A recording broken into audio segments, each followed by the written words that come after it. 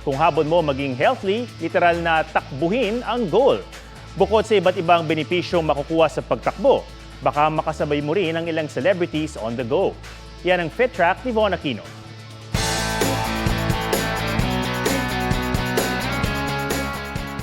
Barbie Forteza, Alden Richards, Christopher Martin, Valin Montenegro, ang married couple na sina Joyce Spring at Juancho Trevino at host na si Martin Javier. Ilan lang sila sa mga celebrities na nahihilig ngayon sa running. This year, gusto kong makatry ng iba't ibang bagay, gusto kong makapunta ng iba't ibang lugar. What better way to do that kundi ang pagtakbo. Nakapag Laguna na ako, Ayala, Pasig, kung saan-saan na ako nakakarating. Kabilang din sa lumalaking running community si Jodilyn na kahit sa araw ng kanyang birthday, tumakbo kasama ang mister. Nare-release ko yung stress. So parang gumagaan yung loob ko kapag tumatakbo madalas. Lumalakas yung resistensya kasi naano yung heart, napapump up.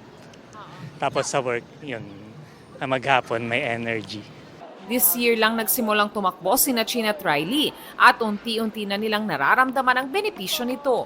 Kasi po, work from home kami, so ayun po, nakakalabas-labas kami through running. Bumaba din yung weight ko talaga nung tumatakbo ako.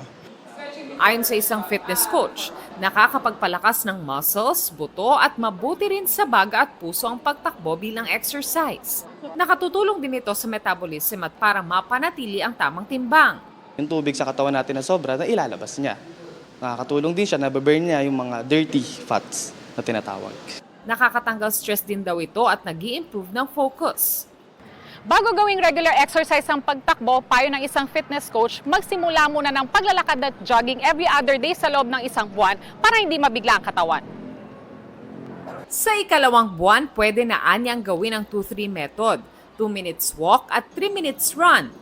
Dapat bago tumakbo, mag-warm up at stretching para iwas pulikat. Huwag din kalimutan ang pag-inom ng tubig at pahinga. Natitear mo yung muscle mo eh. Kakain ka ngayon ng pagkain kinabukasan. Ayun yung magre-repair dito. Siyempre, pagod pa yan. Pagod pa yan. So, hindi mo siya pwedeng i-train ulit kasi magkakaroon ng fatigue. May tips din sina Alden at Christopher. Huwag kayong matakot mag-take ng first step. Ganon din ako nung una eh. Yung iba kasi na-intimidate mag-start kung saan sila basta ka lang tumakbo. Tapos consistency lang talaga. Progress in running is not about speed. Don't compare yourself to other runners. Work on yourself. It's about showing up. So show up, train, be dedicated, and who knows, you'll be the next marathoner out there. Von Aquino nagbabalita para sa GMA Integrated News.